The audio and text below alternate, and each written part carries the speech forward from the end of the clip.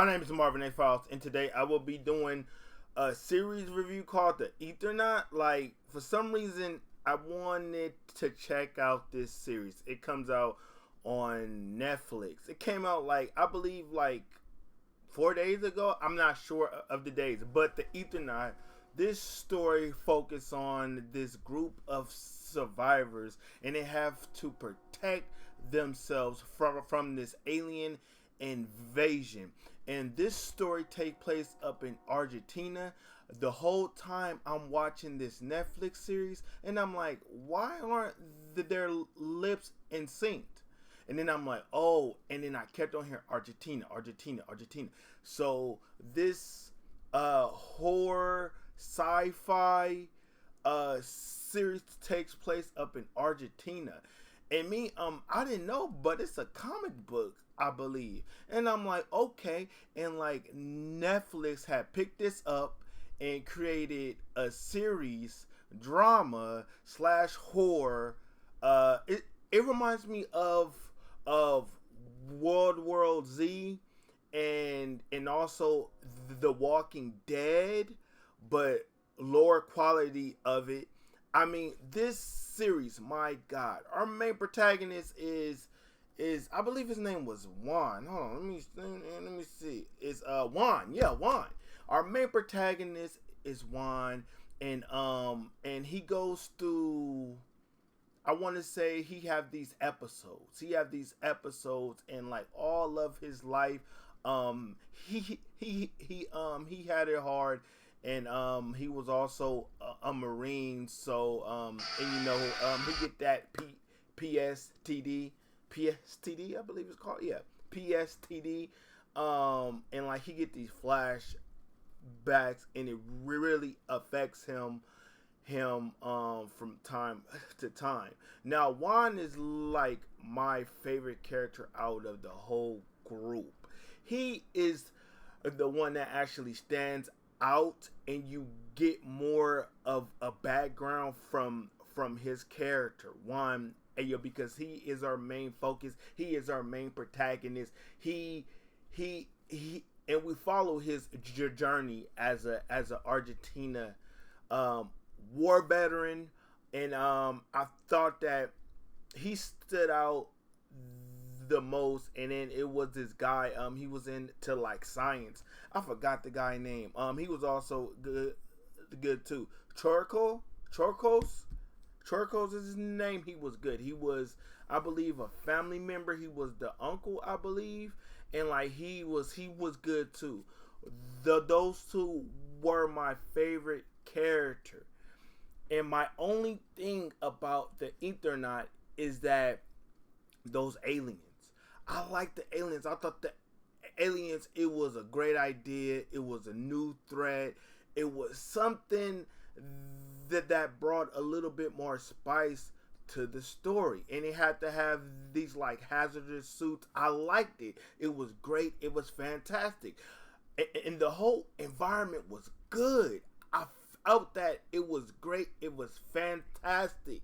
But as soon as they took off in the hazard suits and the masks to breathe, I was like, I don't like this idea. I felt that probably episode 4, they removed in the mask, because of the air, it became breathable. Once again, it was oxygen in the air outside, but up indoors, and the air was fine, but outside it was just terrible to consume. People out here being deceased, and I'm like, oh crap. So and they can't live because of the atmosphere, and the air is highly toxic. And I thought that idea was great. It was good. I like the costumes. I like how this, it truly resembles The Walking Dead in my eyes. It kind of resembles it, and you got to deal with the crazy people. And also I believe towards episode midway of the episode, and they introduce a new threat. I thought that it was great. I'm like, oh snap! So and they don't only have to freaking be concerned about the humans, but they gotta also be concerned about this new threat, this new alien threat. And like, I really liked the designs of them too. I thought it was good. It was great. It was great. And also, I like some of these characters, man. I really did. I liked Juan and the uncle. I think that they were top notch. Um, um, Everybody else were extras, and I didn't really care about any of the other characters. But overall, man, I was still satisfied with this story, and I thought in the beginning, man, it just like, what am I about to get myself into? Things are just happening out of nowhere. Bodies dropping, and you learn more about and you learn more about the landscape, and how it is, and the people you encounter during these horrible times. And I thought that they did a good depiction of the story. I didn't even know that it was a comic book. I had to look it up, and it said, oh, comic book. I said, what? It's a comic book? Wow. And this it reminds me of the Walking Dead, XFiles, Alien, World War Z. It kind of